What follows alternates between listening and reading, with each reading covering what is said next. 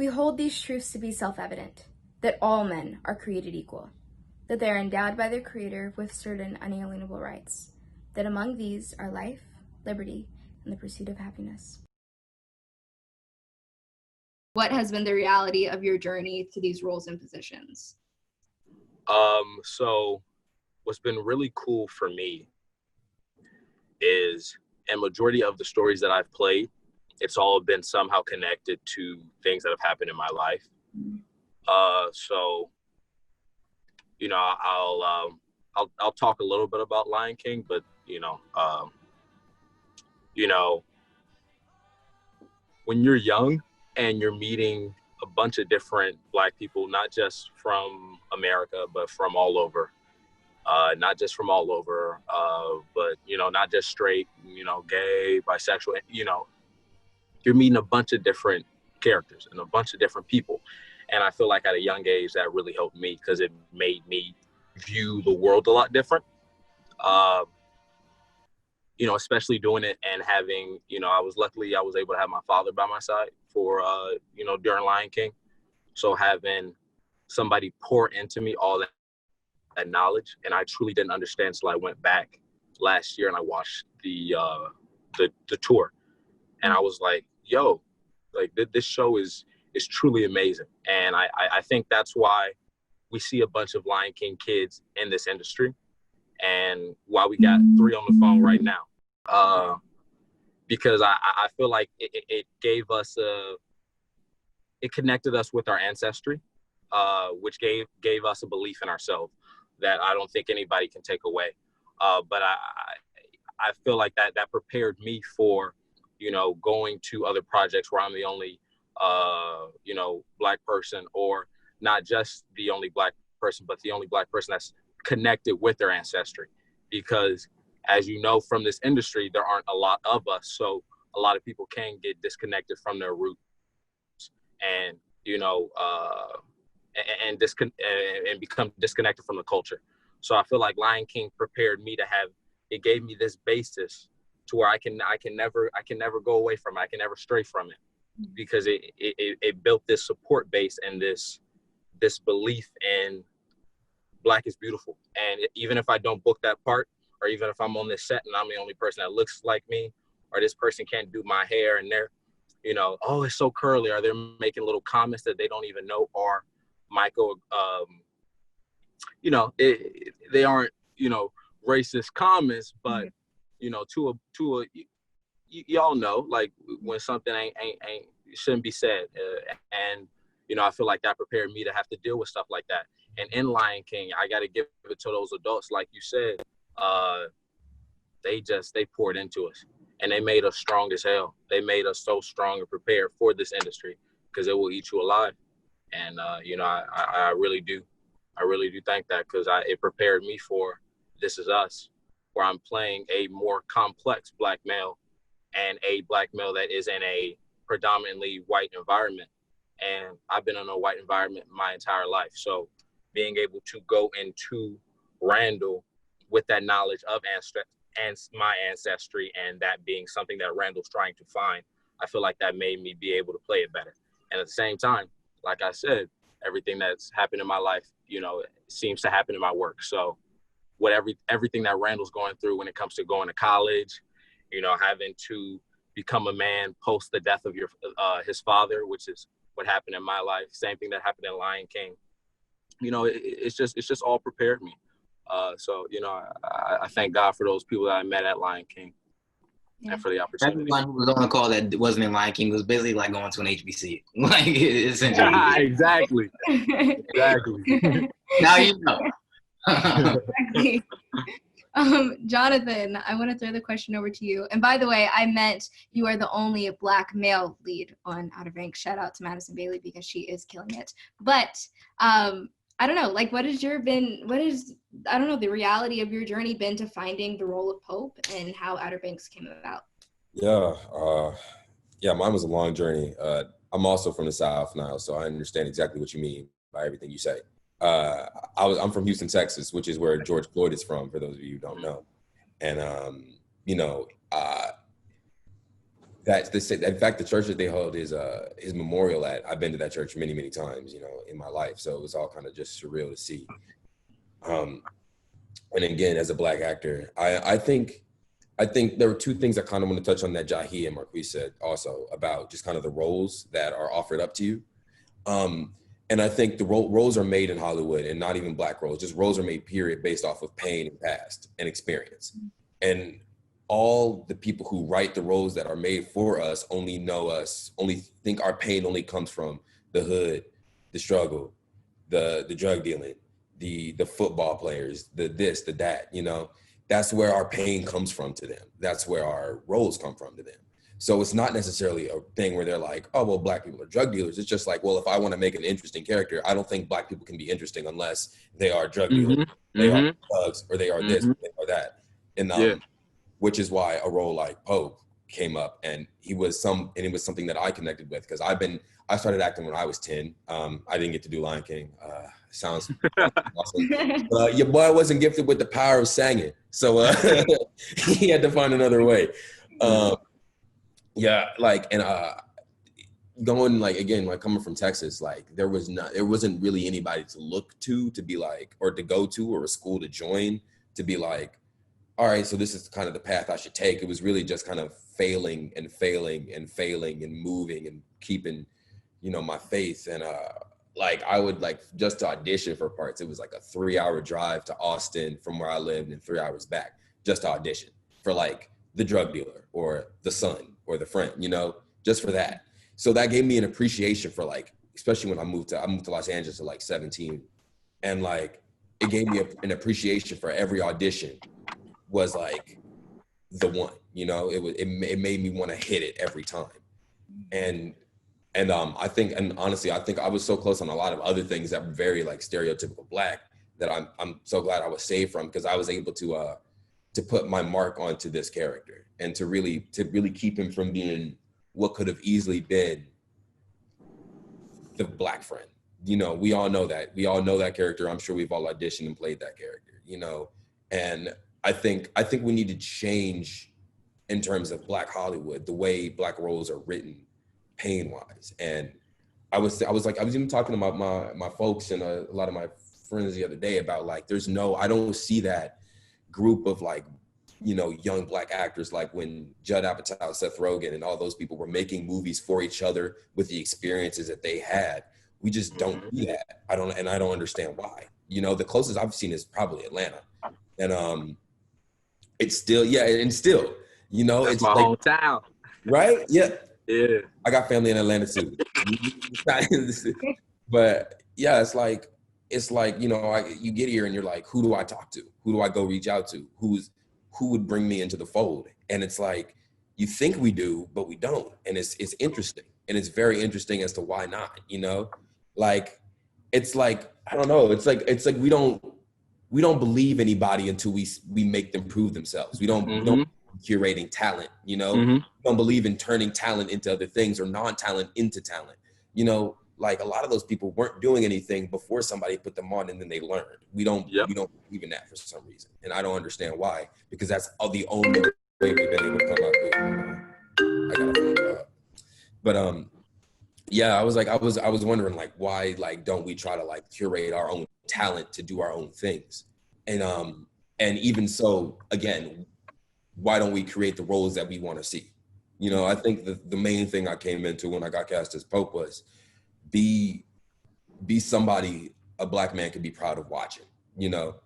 I could watch Outer Banks and be like, that's a pretty accurate representation of a father-son dynamic. Though heightened, it's still the heart of it is still there, and that's kind of all I wanted to show.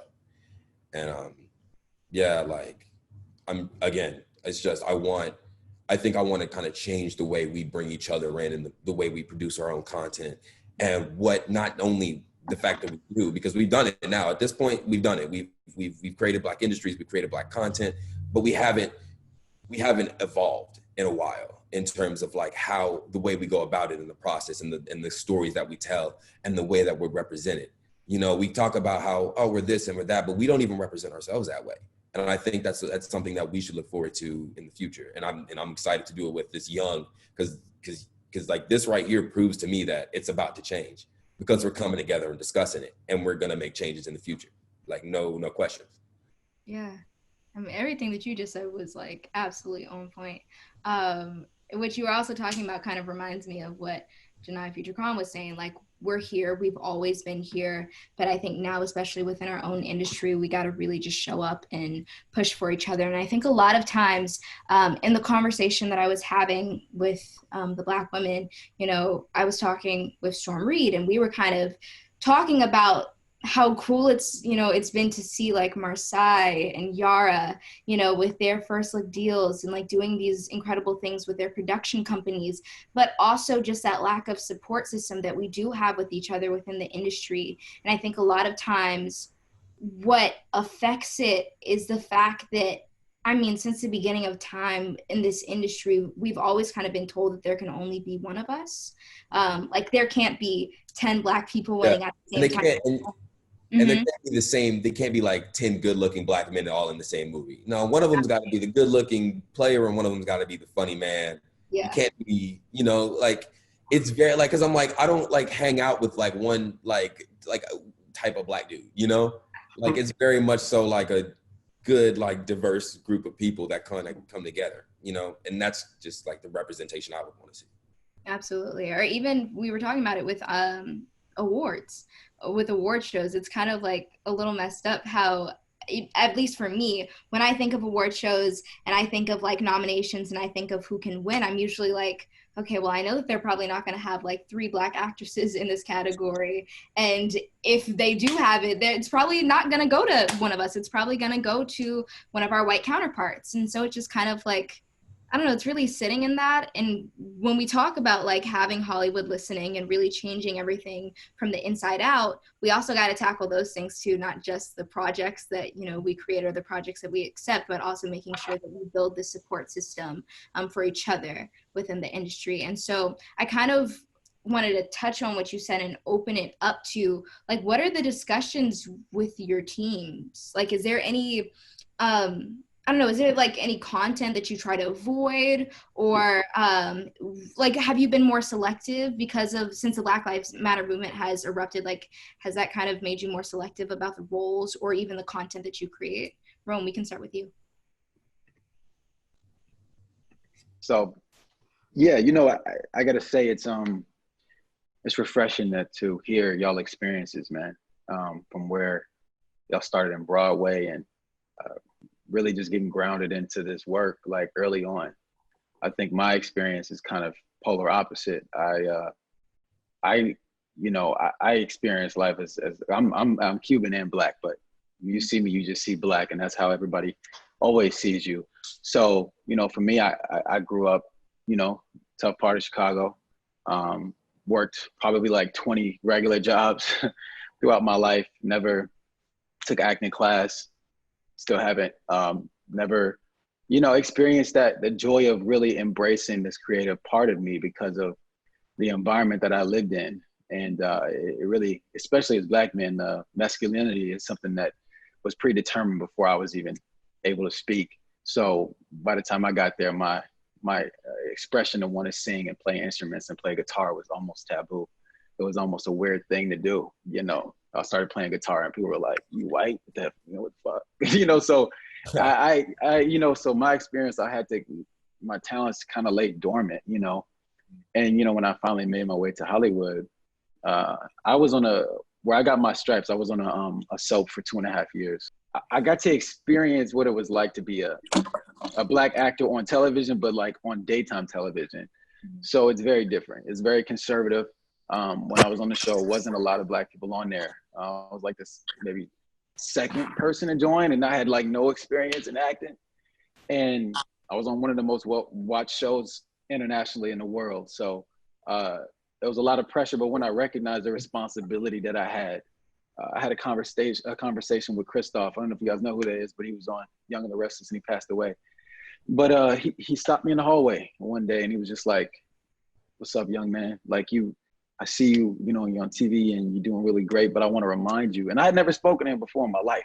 So I was like, you know, I was living in this fairy tale, like, wow, like I really get to do this, and not really realizing the levity and responsibility that I had for the first year that I was there And he told me, you got a responsibility as a young Black man on television to make sure you represent people who look like you, and the opportunity that you get to be here, like just recognize how rare that is. And I think after that, I really kind of sat down and said, what is it that I really want to do here?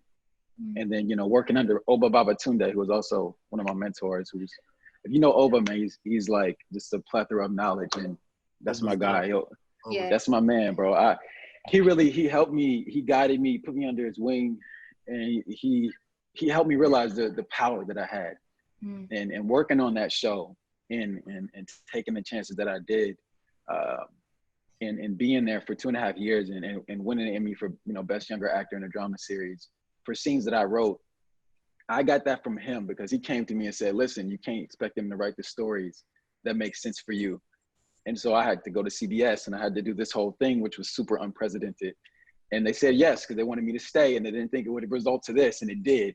And so when I left there, I had like different sense of validation, and being able to really navigate like Hollywood after that really kind of set the precedent for me, like going into any other project that I worked on. So my experience has been like, I got to live life really having to figure it out, as some of you have, but growing up and not having shit, and then having it all of a sudden, it's like no one teaches you how to deal with that. So I'm learning just like y'all, and I'm happy to have these discussions with y'all because I'm telling you, like, we need this, especially for you guys who are the future, and I'm the future too. I want to live for like 100 years, so I'm gonna be around. You heard? Yeah. So, but this is important, man. This is important, and this is gonna affect real change in our psyche and in our minds and our mentality, because we've been conditioned to have this crab in a bucket mentality subconsciously. Like, the threat of somebody else taking the only position that's available, because there's only one position still there. So, you see other actors, white actors who have, they have other guys who working on the same films together. It's like, it's very rare that I get to work with other Black men in shows or television that are my age. Like, because it's so much competition within the networks to represent only one part of the Black experience. And so this is dope. We doing it, man. I'm happy to be here. Yeah, actually, Oba played my grandfather on in Little Fires Everywhere, and it's crazy because the first time that I met Oba, I actually like ran into him at a restaurant like 3 days before our table read for episode 6, and I mean, it was kind of terrible how we met. I was actually having my first experience with a Karen. And I was with 2 younger Black boys. One was on Family Reunion, another one is on All American. And so they were kind of like my younger brothers, and I was protecting them, like trying to get them food and everything. And then all of a sudden, like, this crazy white woman just runs up and starts like cussing them out, being like, y'all need to watch where you're going, just kind of like popping off on us. And I didn't know what to do in that moment because there were no adults around, and I was like 15 at the time. I had no clue what to do. But then Oba, he saw me and he immediately stepped in. He calmed me down. He calmly talked to the lady. The lady was still going off, but even in that moment, like, that just kind of showed me the type of person that Mr. Oba was. We hadn't even met before. All we knew was, I saw his name on the call sheet. He saw my name on the call sheet, and that's about it. So it's really important to have people like that around you in the industry as well, that, can kind of guide you and, help you through not even just things that happen on set, but also things that happen in our everyday lives. You help us, we help them. Compassion is ingrained in love. That's the answer, but we answer to the opposite direction of the cause. Black bodies, they don't care. You see me unaware of what's on my mind. Black bodies, oh, I need you to see me, yeah. I got some good change in my heart. That's where change gotta start. That's where change gotta start.